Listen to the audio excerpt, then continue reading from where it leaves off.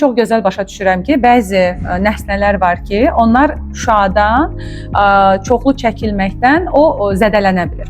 Bunu çox gözəl başa düşürəm. Amma sadə bir daş parçasının belə bir qadağası yoxdursa, bir insan niyə bunu qadağa eləsin ki, paylaşa bilməlisiniz? Mən nəyi gördüm altında?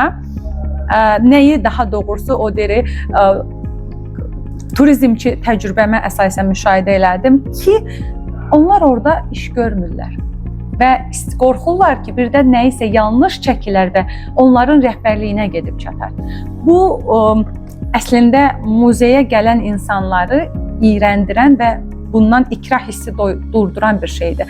Bu bələdçilər necə tənzimlənir, necə şikayət olunur, ya da orada, belə deyək də, bununla bağlı hər hansı bir önləm metodları varmı ki, misal üçün deyə bilərsiniz ki, baxın, haradasa gördünüz ki, bələdçi belə davranır, falan yerə bu haqda məlumat verin. Ya da ki, çünki mən bir şeydə qəbul edirəm ki, doğru rəy bildirilməsə, məsəl üçün, rəhbərlik hardan bilir ki, belə bir şey baş verir?